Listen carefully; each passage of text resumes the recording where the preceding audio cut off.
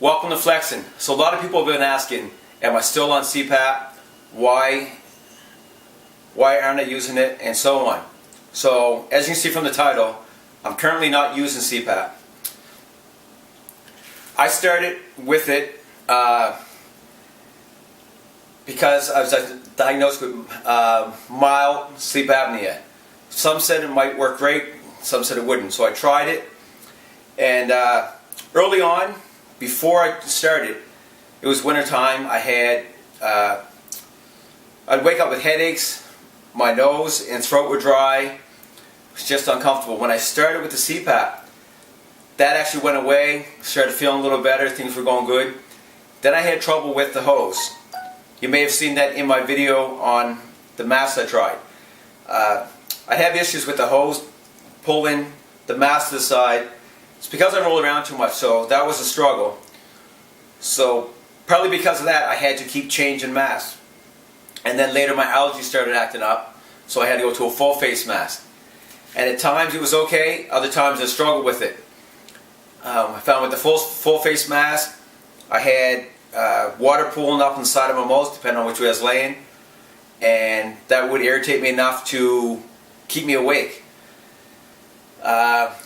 So my 6-7 hour sleeps were going to, which is actually high for me, were dropping down to 2 or 3 hours, or maybe an hour and a half. I'd wake up and then I'd have to take it off, and I'd fall right back to sleep. So it became a struggle. They tried, I believe it was 5 masks I tried, 4 or 5, and some very success with each one, but in the end it wasn't working for me, and I think it was just making things worse at that point. Because I was mild, turns out I didn't have to have it. Found out later that with mild sleep apnea you can also use sleep appliance. It'd be almost like, I guess, a mouth guard, and that will help. I haven't tried that yet. It's a lot less expensive than a CPAP machine, but you still have to buy it. So right now I was cleared, I don't have to use it, and my sleep isn't that bad right now. So later on I might try that, and if things go good, then I can stay off the mask. If anything changes, I will try it. Anyone who's thinking about doing it, I do suggest going in, getting a test, see if you do need it, and trying it out. Now, one thing you have to remember, if you are a professional driver, you have to be prepared to buy the machine if you do need it. If you get tested, because it will affect your license, you won't be able to drive without it unless you're cleared.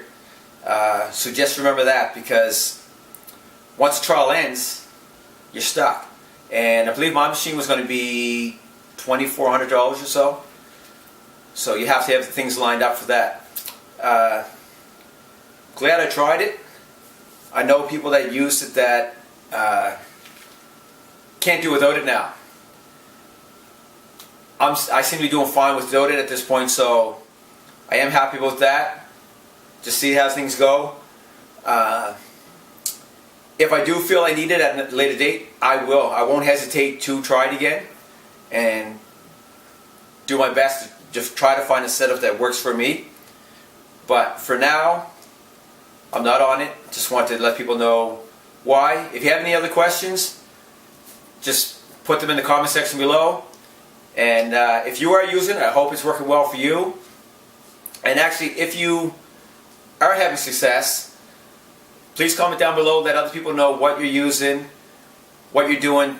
That helps you out, and let us know how it's going. So anyways, thanks for watching, and I'll see you next time.